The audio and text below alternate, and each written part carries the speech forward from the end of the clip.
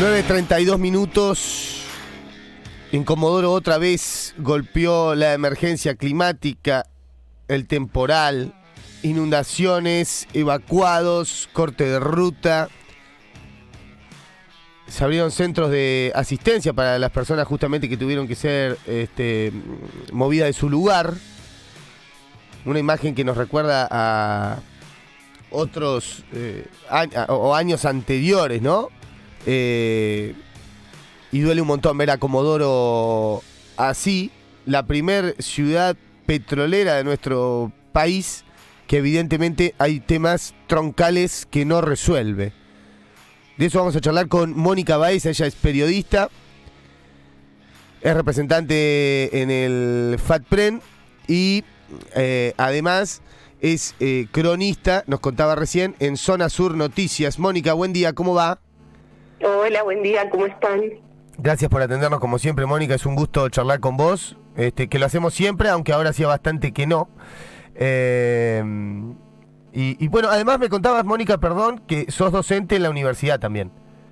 Sí, enseño comunicación audiovisual hace muchísimos años ya, empecé muy joven, tengo que aclarar, pero hace 22 años que doy clases en la universidad.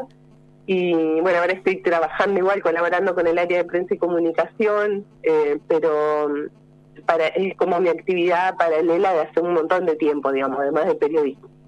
Mónica, insisto que es un gusto hablar con vos. Mónica, le cuento a la audiencia, además siempre está presente para difundir las actividades tanto de la Namuncurá como comunicación, como las culturales y educativas de la Fundación Ceferino. Así que aprovecho este cachito que tengo al aire para agradecerte tu siempre estar, Mónica. Todo lo que dije de Comodoro es así. ¿Qué más nos contás? ¿Cómo están? Bueno, lo que van a ver es muy loco lo que pasó entre ayer y hoy. Por ejemplo, ayer a la tarde, tipo 6 de la tarde, salió un sol hermoso. Eso ayudó a que se seque bastante el lodo, el barro que había en las calles. Pero automáticamente también se empezó a virar la agenda oficial a dos temas: la presencia del ejército en la reconstrucción de un puente que está en kilómetro 8 y que une con Caleta a Córdoba, y por otro lado la situación que se da en el centro de la ciudad sobre Ruta 3, que quien conoce Comodoro sabe que la Ruta 3 es la ruta nacional que atraviesa el centro de la ciudad y es una de las 3 vías que permite comunicar la zona norte y la zona sur de la ciudad. Habrán visto una roca realmente muy grande, desciende el tamaño de un colectivo, como para representar la dimensión que cayó ayer. Es un suelo bastante arcilloso el que hay en el Cerro Chenque, y esto más las lluvias y el movimiento que impacta en ese tipo de terreno ocasionó el deslizamiento de la roca. Y lo que van a ver hoy es el movimiento que tiene Comodoro desde las 6 de la mañana hasta por lo menos las 13 horas, que es una cola interminable de autos, porque también hay que decir que las otras 2 vías alternativas, que es el Camino Roque González y el Centenario, son muy inestables también. Entonces, lo que van a ver es que la atención giró ahí. Lo que no vemos todavía y lo que no tenemos son el impacto social en los barrios de esta tormenta, ¿no? Eso que vos decís no tenemos, es que no se sabe o que no se ha puesto en agenda, digamos. Por un lado no se puso en agenda, por otro, si repasamos las declaraciones de los funcionarios hasta ahora, ese tema no está puesto sobre la mesa. Sí. Y por ejemplo, todavía no se sabe cuántas personas vieron afectados sus hogares, porque efectivamente se inundaron casas de personas, sobre todo en la zona de la Vela Maya, en los barrios de Estándar Norte, algunos barrios del barrio La Prida, algunos sectores del barrio La Prida. Esa agenda que es la social, que sí tuvimos testimonios en estos días, y sí los escuchamos, y fueron todos los casos que se pudieron ver también en todos los medios de comunicación, desaparecieron de la agenda, y además con el agravante que tiene esto, porque en realidad ese es el impacto que vimos, vos mencionabas en 2017, en el 2017 el mayor impacto lo tuvieron los vecinos y las vecinas, ¿no? De estas zonas además. Por segunda vez pero por Claro. inundaciones anteriores ya habían visto afectadas sus viviendas. O sea, sigo la línea de lo que vos me estás diciendo, de 2017 hasta acá, y los golpeados son los mismos, o sea que mucho no se hizo para evitar, o sea, digo, cuando venga una nueva lluvia como la que fue la del temporal de estos días, va a volver a pasar lo mismo hasta acá, si es que no se han hecho las obras estructurales como parece, ¿no? Exacto, bueno, ese es el mayor dilema. Es probable que además, por las tendencias, y el mismo servicio meteorológico lo dice, Sí. pero no solo lo dice ahora, lo dijo ya en el 2017, Sí. que es que asistimos a un cambio en el clima, que las lluvias van a ser persistentes. De hecho, Sí. el Servicio Meteorológico Nacional ayer dijo que en septiembre fue el mes de registro histórico de lluvias en Comodoro Rivadavia. Hace 61 años que no llovía de esta manera. Entonces, tenés esta necesidad de ocuparse a largo plazo, ¿no? Y pensaba en esto de las emisiones y cómo las agendas también van cambiando y hacen que los temas se sigan dejando pendientes, ¿no? Y en ese sentido, digo, todos hicimos de algún modo esto, y recién revisaba Twitter y veía que hay una sola cuenta que ha tenido la responsabilidad de ir siguiendo cada día qué se decía. Terrible, sí, a Data Sures, ¿no? A Data Sur. Y yo estaba que le escribía diciendo el valor, siempre es un misterio quién está en la cuenta, sí, pero decir, el valor realmente nadie lo hizo, ni las instituciones, ¿no? Y pensaba también esta imposibilidad de pensar esto en términos de una catástrofe, en términos de ser pensado como un problema social, porque lo que uno veía las primeras 30 horas de lluvia es gente desesperada porque no es la primera vez que le pasa, porque allí hay un trauma, porque hay gente que perdió todo y es probable que ahora haya perdido nuevamente muchas de sus pertenencias, ¿no? Entonces, esto es grave, digamos, ¿no? Y no se está tomando en estos términos, no se aborda desde las instituciones como esto, como una catástrofe que vuelve a golpear a los vecinos en el mismo sector sistemáticamente. Y por otro lado, esta ausencia de obras que son estratégicas, que han quedado presas incluso en su momento de internas políticas, digamos. Nosotros escuchábamos a la gente del gobierno de Mauricio Macri que venía a decir o exponer que no se mandaba una carpeta, del municipio diciendo sí, la carpeta se mandó, sí, que así pasaran los meses, y ahora estamos frente a un nuevo gobierno nacional con los mismos actores a nivel provincial y a nivel municipal, pero con los mismos problemas, las mismas dilaciones y las mismas excusas, ¿no? Entonces, ahí hay algo que no está funcionando y que no se está dando respuestas. Es cierto que hay obras que son millonarias, que no las va a poder costear el gobierno municipal, pero hay prioridades, y si la prioridad fue el estadio municipal en la última jerarquización de obras, y bueno, no estamos de acuerdo, ¿no?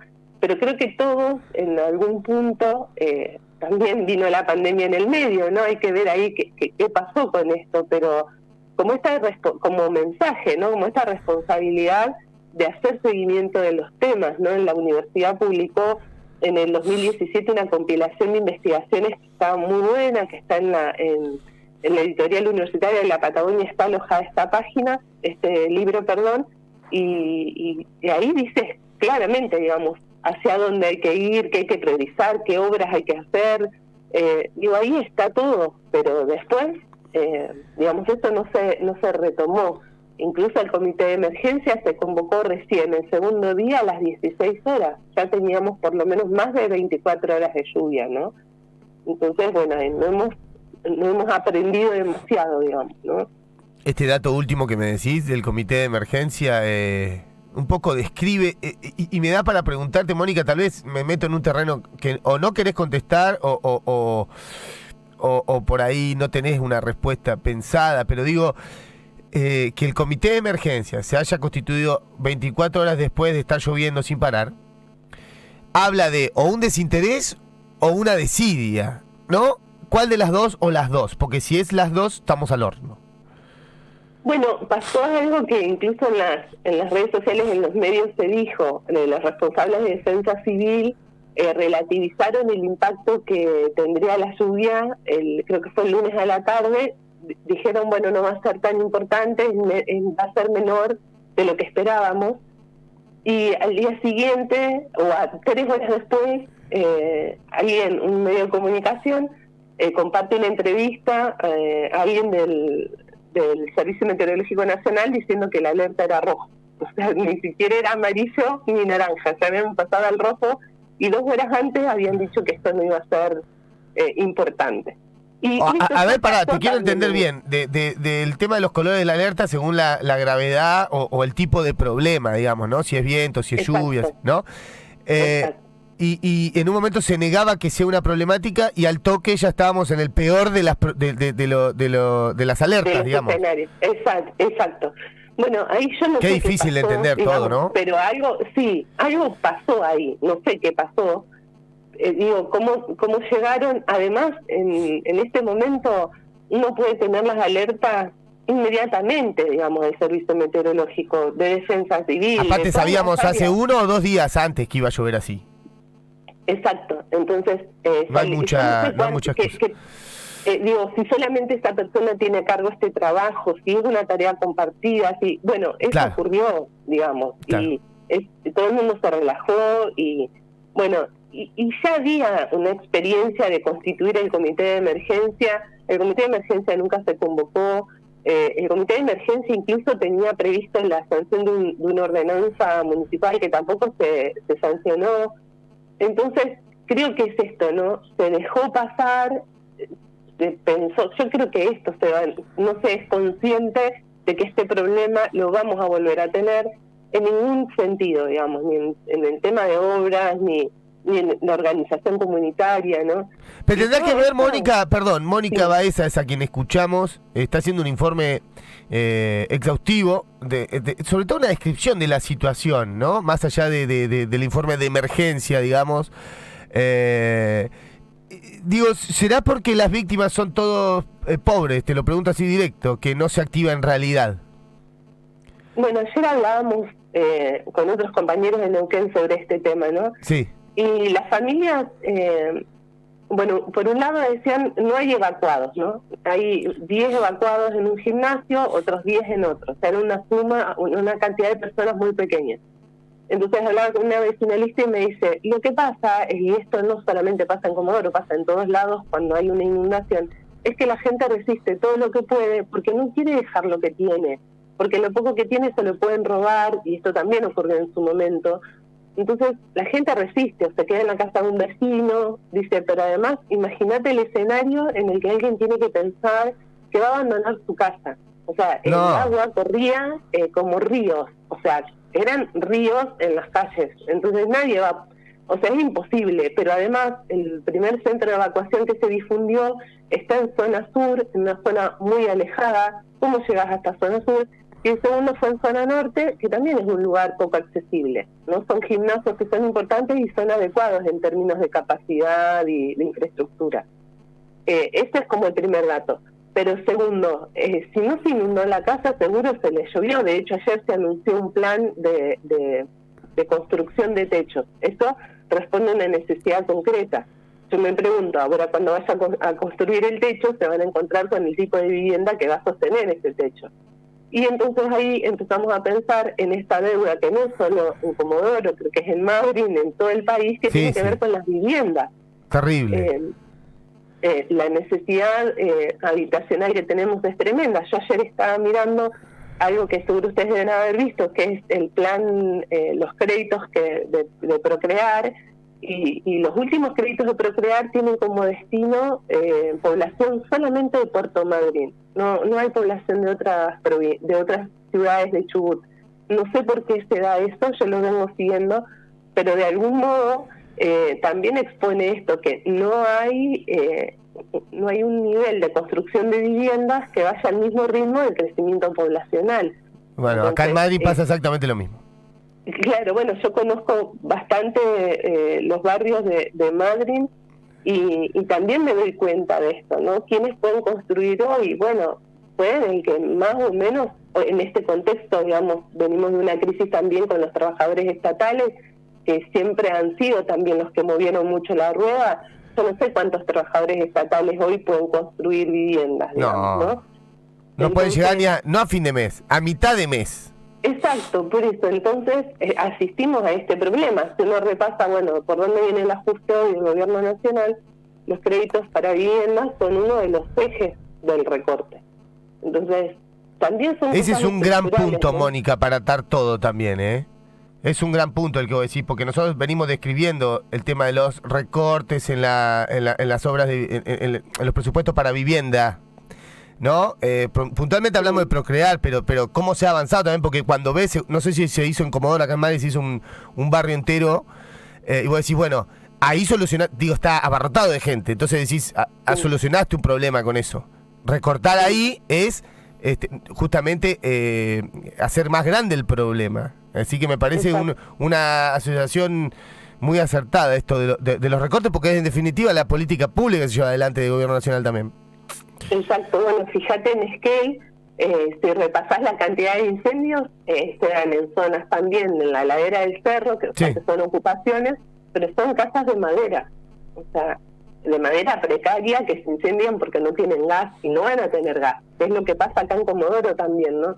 Yo siempre explico esto, hay viviendas que están en la ladera del Cerro Chenque y estamos diciendo que Cerro Chenque se desliza, entonces la situación, el escenario para esas familias no es muy distinto, ¿no? Y si bien se hizo un plan invitando a las familias a salir de la zona, el tipo de ciudad que tenemos, la gente no se quiere ir de ahí porque está a menos de 1 kilómetro del centro. Si no, te vas a la zona norte y ya te vas a 10 kilómetros, 12 kilómetros del centro. Claro. No es un poco lo que pasa en Buenos Aires también con las villas, ¿no? Que no se quieren ir del lugar donde están porque son lugares estratégicos para la vida cotidiana, digamos.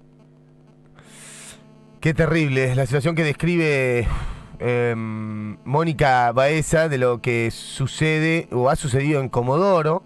No sé si te parece, como para ir redondeando, después podemos agregar lo que vos quieras, Mónica. Hice una pasadita por diferentes imágenes, qué sé yo, veo una muy buena, digo, por la calidad de la imagen, pero muy triste, foto en Telam de Martín Levicoy, donde muestra unas rocas caídas de parte del Cerro Chenque hacia la ruta, que es de lo menos grave seguramente que ha pasado, pero muestra una imagen como demasiado, no sé, metafórica, ¿no? De lo que se está viviendo. Me imagino que, bueno, todo está, digo, la vida normal de Comodoro afectada, servicio de transporte interrumpido, suspendidas las clases, lo que contabas de este puente que une con Caleta Córdoba. Yo te quería preguntar, sin intención de meterme en la rosca política, porque esto sabés que no nos interesa y sé que a vos tampoco, pero llama la atención, hablando de las declaraciones de los responsables políticos, pues si no también hacemos como si no gobernara nadie en Comodoro. Digo, porque Luque es el actual intendente, ¿no? Su secretario, Fita, critica gestión anterior de la que Luque fue parte, ¿no? Es medio raro entender eso, ¿no?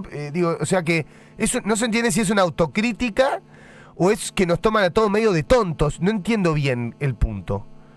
Bueno, ayer justo analizábamos esas declaraciones también. Bueno, es precisamente, digo, esto también ocurre a pocos meses de las elecciones, ¿no? Para renovar autoridades. Se asiste ahora a una fragmentación, si se quiere, sí, ¿no? Con un sector que tiene que ver con lo que lidera o que se reconoce con el senador Linares, y por otro lado tenemos toda la conducción municipal de la que Fita es parte, ¿no? O sea que esa declaración la tenemos que entender exclusivamente como una interna política y listo. O sea, peor, ¿no? Sí, porque no es un contexto adecuado. O sea, vos ¿te imaginas el vecino que se le inundó la casa escuchar eso? No, terrible. Es indignante. Sí, la verdad que sí. Pero bueno, lo que hablábamos ayer también, o sea, nadie puede decir mucho al respecto sobre este tema, porque bueno, hoy por ejemplo salían algunos concejales del PRO, por ejemplo, a hacer declaraciones y bla, sí, pero era lo que te contaba, cuando tuvieron responsabilidades tampoco hicieron nada. O sea, se tardó hacer viviendas para las personas que habían perdido su casa por la inundación en el barrio de La Prida. Estuvieron más de 2 años viviendo en trailers. Y ahí la responsabilidad de esas viviendas que se comprometieron eran del gobierno nacional y no las hicieron, ¿no? Entonces, digo, acá, por eso decía, ¿no? Como esta imposibilidad de seguir esta agenda y de sostenerla y de comprometerse, incluso establecer acuerdos en términos de organizaciones sociales, las vecinales, ¿no? No. Ayer veíamos cuál era el rol de las vecinales en este escenario. Claro. Venimos de una situación de mucha fragmentación también, de desmovilización, ¿no?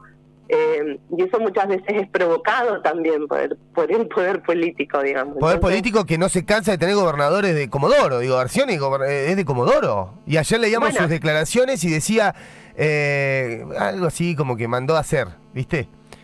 Vos decís, uy, qué barato todo, ¿no? Qué barato. No lo sienten, evidentemente no sé, como si... ¿Dónde viven? Eso es lo que uno le... Pero evidentemente ahí no viven, o bueno, no sé, vivirán en un barrio que no les impacta toda esta situación, como si pudieran hacerlo, ¿no? Ni siquiera hay una estrategia política ahí, digamos. Claro, ni siquiera, sí, es verdad. Realmente no, es incomprensible, entonces... de contar. Exacto. El escenario es muy complejo, digamos, entonces, hoy, por ejemplo, leíamos acerca de las cartas, por ejemplo, que escribían en las escuelas, ¿no? A los nenes que habían perdido su casa. ¿Ahora? Y bueno, sí, hoy leíamos sobre esto. Terrible. Y recordábamos las cartas que se mandaron en el 2017, ¿no? Y hay muchas escuelas que no tienen clases en Comodoro. O sea, la escuela, que siempre es un refugio, que es un espacio de contención, incluso sin querer, digamos, incluso no es que esa sea su tarea central, tampoco pueden serlo, ¿no? Porque estamos en una situación de muchísimas escuelas cerradas. Esta lluvia, uno quiere imaginar lo que hizo en esas escuelas. Claro, que arrastran, me imagino me está diciendo, está refiriendo a problemas edilicios de años, que encima del temporal, ¿no? Claro, y sin clases, en el medio de las medidas de fuerza y todo. O sea, es como, bueno, ¿qué estamos haciendo, no? O sea, realmente no nos ponemos seriamente a trabajar en esto. Mónica, un informe exhaustivo, como siempre, ajustado a lo que pasa y a un análisis de alguien que conoce del tema. Nos encantaría entrevistarte por otros temas. Soy sincero y hablar de otras cosas, pero bueno, la urgencia nos tapa. ¿Algo más, Mónica, que quieras agregar? No, en principio eso. Bueno, por ahí sí reconocer estas obras que faraónicas como la del Cerro Chenque, que sí permitió en el sector del centro que no se deslice el barro hacia el centro, que eso ya ha ocurrido y fue gravísimo. Eso por lo menos funcionó, y justo el sector donde cae la piedra es el sector que no se trabajó todavía. Pero bueno, eso es lo que vemos, ¿no? Insisto, es lo que está en el centro, es lo que se ve, pero todo lo que no se ve es también lo que nos preocupa, ¿no? Para cerrar, ¿te acordás alguna línea de esa carta que escribieron les niñas en 2017? O por lo menos el concepto de alguna de ellas. ¿Qué pedían? ¿A quién les escribían? No, era como un abrazo a alguien que había perdido todo. O sea, era más un mensaje de afecto, digamos. Está ¿no? bien. A otra niña que había perdido todo. Pero también me acuerdo las botellas con agua. Nosotros trabajábamos en una vecinal, en la de San Cayetano, que es la zona sur. Fue uno de los barrios que tuvo montañas y montañas de tierra en las viviendas y en las calles. Y cuando recibíamos las donaciones, por ejemplo, de José de San Martín y de Gobernador Costa, en las botellas, como no teníamos agua, en las botellas les ponían como un mensaje, digamos, de afecto, de fuerza a los niños que iban a recibir esas pequeñas botellas. Como un barco, ¿no? que sufrió un temporal, ¿no? Y aparece la botella del rescate. Exacto, y la botella del rescate tenía un mensaje así muy amoroso y escrito por el niño, y tenía el nombre y el apellido del nene que había llevado el agua. O sea, tremendo. Tremendo. Gracias, Mónica, un abrazo enorme. Un abrazo grande, que estén muy bien. Igualmente, Mónica Baeza, representante del sindicato de prensa FATPREN, periodista, ahora está en la web Zona Sur Noticias, es docente universitaria y está en la parte de comunicación también de la UNI, allí en Comodoro. otra vez azotada por la emergencia climática, ¿no? Como un tema, bueno, de esto de cuando digan, y el tiempo está loco. Sí, la emergencia climática, pero en un contexto de desidia y abandono y falta de gestión política tan alarmante como lo otro.